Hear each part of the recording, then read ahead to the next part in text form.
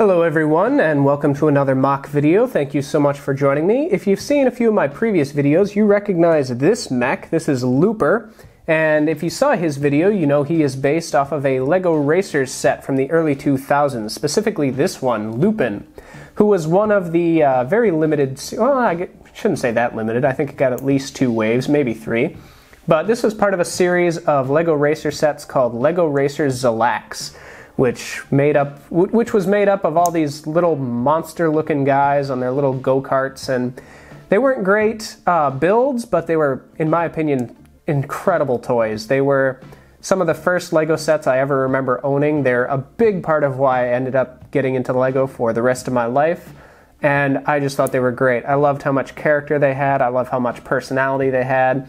I remember going over to my friend's house and just playing with these little guys for hours. We thought they were little aliens, which I guess they were, and we built them little ships, and we just had a lot of fun with these. So obviously I have very fond memories of them, and I had a lot of fun building Looper. I liked kind of just channeling something from my childhood that was very, very fun. So I decided to do it 2 more times, and now I have 2 more racing mechs. This is Lucy Lighter Livingston and Surftig, and they are both based off of different LEGO Racers Zalax characters, and meant to partake in this kind of mecha derby style racing game that I imagine takes place in my LEGO world. Real dangerous, not many rules, very popular in the underworld though, and yeah, let's get into it. So, like I said, this is Lucy Lighter Livingston, and for those who don't know the LEGO Racers Zalax as much as some of us older fans may, she is actually based off of this guy, Lighter. I based the colors, the kind of expression of the pilot, and in my opinion, just the overall vibe off of this set. So as you can see, her racing mech, quite different from Looper's, is kind of meant to look like, I guess, a dune buggy or some kind of off-road vehicle that just sort of stood up. It's also got the wheels in its feet, similar to Looper, and coming around to the back, we can see this engine sort of stand-in detail that's meant to be back here. You can imagine just big jets of flame erupting out of the back. I'm not sure what it is about Lighter that gave me this kind of rugged off-road vibe. I don't think you're supposed to get that vibe from him, but I don't know. I just did, and I wanted each one to kind of have its own unique personality and vibe and feel, so this felt appropriate to me. The cockpit opens with just a simple roll bar, and we can pull Lucy out very easily. So taking a look at Lucy up close, we can see that she's clearly a very competitive, determined type of driver, and I kind of like that look on her face. It seems kind of similar to the way the original Lighter looked. They both seem to have kind of determined grins on their face. This hairpiece is actually from one of the LEGO collectible minifigures, like I think it's called like the Hot Tamale Girl or something. But it's really cool, and since the original driver was red, I wanted to make sure this minifigure had lots of red in it. I chose not to do printing on the legs because this is based off of a set from the very early 2000s, and there wasn't a lot of printing back then, so I decided to kind of keep that going. One thing you may notice about Lucy's mech, and actually all 3 of the mechs when they're all together, is they use almost identical arm and leg design, and that is semi-intentional. Mostly it's because I built these very quickly and I didn't want to have to spend too much time coming up with brand new limbs that were basically going to serve the same function. And also the original sets were pretty homogenized. They were literally all the exact same build, give or take a couple pieces that would be different molds. So I kind of wanted to keep them looking pretty similar because I wanted them to all look like they came from the same line, you know, as originally they did.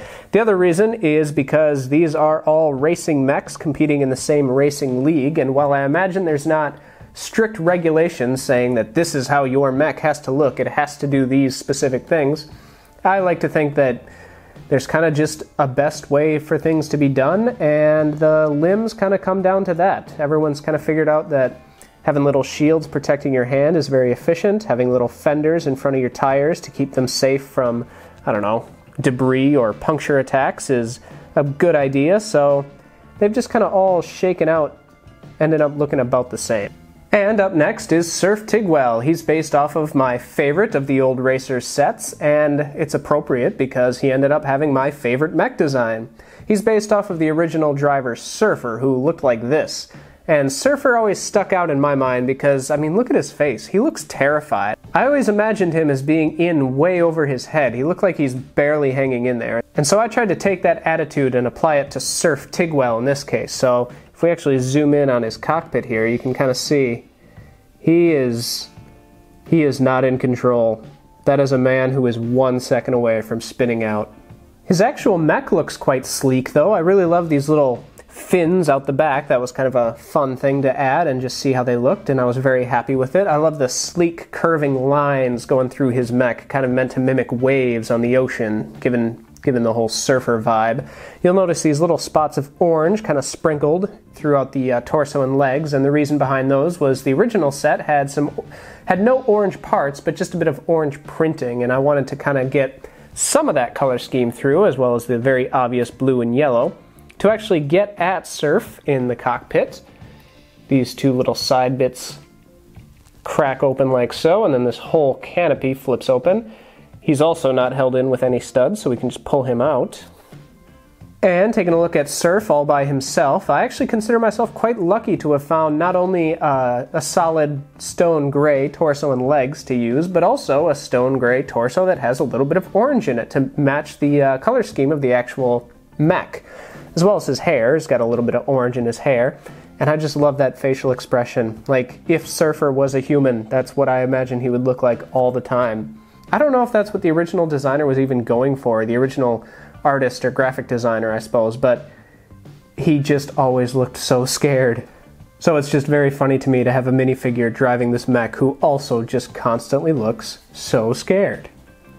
And speaking of cockpits, this is actually the mech that I mentioned in my previous video that got rebuilt into a little car, or a little dune buggy, or whatever you want to see this as. This was shown off in a previous video, and yeah, this is where it came from. And putting the three of them together again creates a trio that I just think is really fun. I love looking at this. I love the colors, I love the different personalities, I love the different attitudes and aesthetics, but also the similarities. I love that they all clearly look like they are built for the same sport, because in fact they are. Just imagining these going so fast in a chaotic mecha race with no rules is very fun to me. It makes me want to build a whole racetrack for these guys and build like 10 of them, but obviously parts are the limiting factor in that case, and also time, and also money.